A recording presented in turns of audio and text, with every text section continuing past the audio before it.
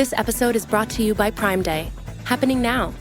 You don't need to set new world records or compete in a triathlon to feel like a winner.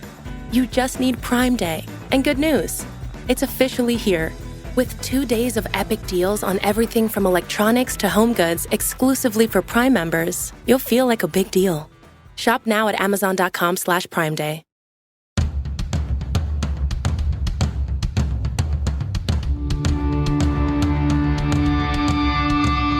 This is the Mistress Carrie Situation Report for July 12th, 2023. Your daily entertainment headlines, industry info, and everything rock. Avenged Sevenfold is headed to the Xfinity Center in Mansfield, Massachusetts on Wednesday, July 19th on their North American tour with Alexis on Fire. Get the link for more info and to get tickets in the show notes of this episode. Judas Priest have officially announced they're replacing Ozzy at the upcoming Power Trip Festival. The festival, set for October 6th through the 8th in Indio, California, features AC/DC, Guns N' Roses, Tool, Metallica, and Iron Maiden. Judas Priest providing the following comment in all caps. Power Trippers, are you ready for some Judas Priest-style heavy metal? We are excited and ready to raise double devil horns way up high together, keeping the metal faith at this Boston one-of-a-kind Power Trip world event. Ozzy Osbourne announced on Monday that he was pulling out of the festival due to his ailing health,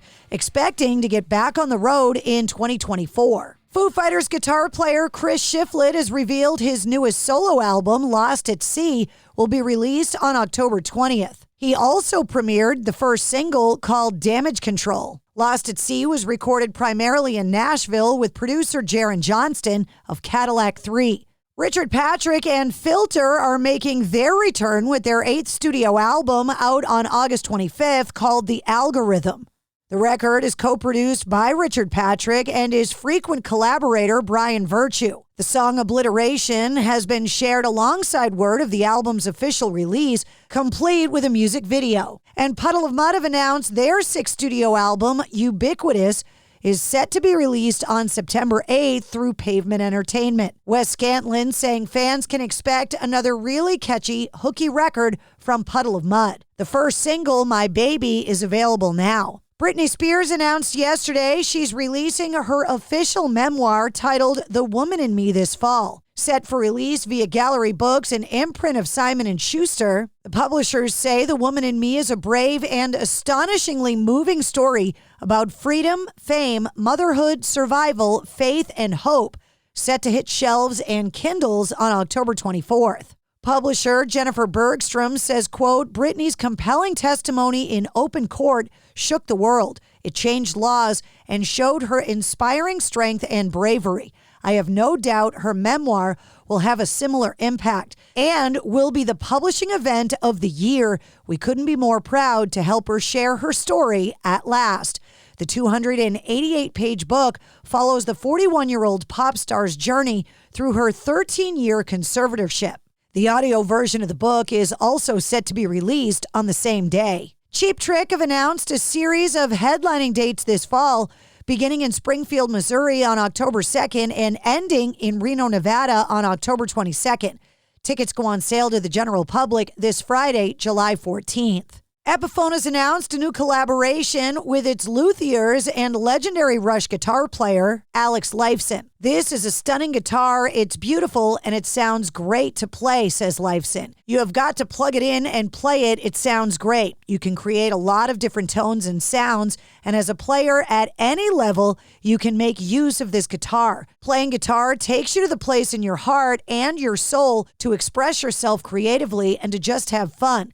It's just fun to play. It always has been, and it always will be. Stained are getting ready to release their first album in 12 years coming up in September called Confessions of the Fallen. Alchemy Recordings, BMG, is releasing the album on September 15th. The band released another new song this week called Cycle of Hurting. Regarding the lyrics of the new single, Aaron Lewis said, "I'm still working through my issues, still working through my problems, and until then, I'll dream of better days. I hope that's how everyone feels right now. Better days are yet to come." Perry Farrell announced yesterday that Porno for Pyros are celebrating their 30th anniversary in the fall by hitting the road for the first time since 1998. The Horns, Thorns, El Halos tour kicks off October 8th in California and wraps up November 20th in Austin, Texas.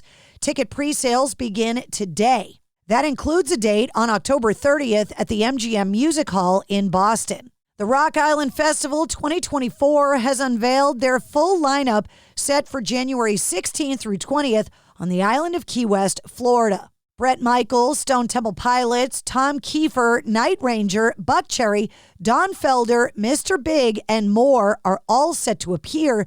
Packages and passes go on sale July 18th at 10 a.m. Wolfgang Van Halen took to Twitter saying, quote, "So here's some news. I attended the Barbie the movie premiere last night with my lady because I'm on the score and soundtrack. My buddy Mark Ronson hit me up earlier this year needing my mammoth guitar sound, and I happily obliged. Honored for the opportunity to contribute some guitar playing throughout this hilarious, surreal, and heartfelt movie. Go check it out on July 21st.